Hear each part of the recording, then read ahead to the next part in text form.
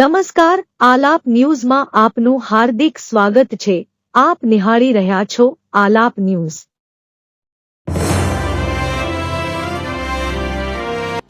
આમોદના દક્ષિણ વિસ્તારમાં મલ્લા તળાવ નામનું એક નાનું તળાવ વર્ષોથી આવેલું છે। આ તળાવમાં આમોદના વપરાશના ગટરના પાણીઓ વર્ષોથી ભેગા થાય છે, પરંતુ આ મલ્લા તળાવમાં છેલ્લા થોડાક દિવસથી કોઈ પ્રદૂષિત પાણી ભળતું હોવાની આશંકા સેવાઈ રહી છે, અથવા તો કોઈ કંપની દ્વારા પ્રદૂષિત પાણી આ ગટર દ્વારા આ મલ્લા તળાવમાં નાખવામાં આવી રહ્યું એમ લાગી રહ્યું છે। કારણ કે આ મલ્લા તળાવમાં માછલીઓ મૃત પામેલી અવસ્થામાં મોટા પ્રમાણમાં મળી આવી છે।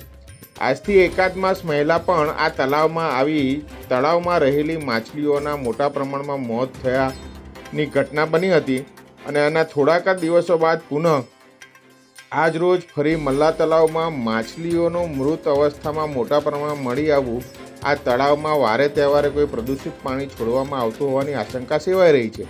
વળી આ તળાવમાં આજે તો એક મરેલી મરઘી પણ દ્રશ્યમાન થઈ હતી। એ વાતની ચાડી ખાય છે કે આ તળાવમાં કોઈને કોઈ ઝેરીલું પ્રદૂષિત પાણી છોડવામાં આવી રહ્યું છે।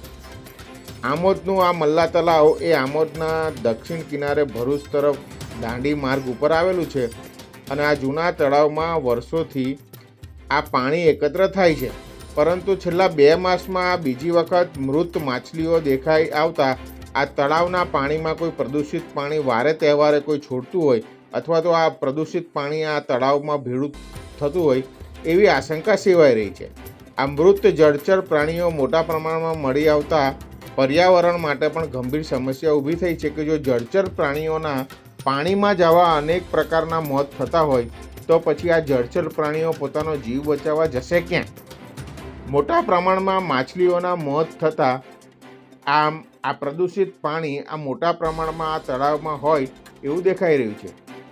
વળી આ તળાવમાંથી અનેક આસપાસના ખેડૂતો પોતાના ખેતરમાં સિંચાઈ માટે પાણી પણ લેતા હોય છે, તો શું આ પ્રદૂષિત પાણી આ ખેતરના પાકમાં લેવાથી ખેતરના પાકમાં પણ આ વિષયુક્ત પાણી મળતું હશે, અને એના કારણે ખેતરના ઊભા પાકો કે જેના જીવન બચાવવા માટે આ ખેડૂતો પાણી લે છે એ જીવ બચાવવા માટેના ખેતરના પાક શું આ પ્રદૂષિત પાણીથી પ્રદૂષિત થતા હશે? આવી શંકા સેવાઈ રહી છે।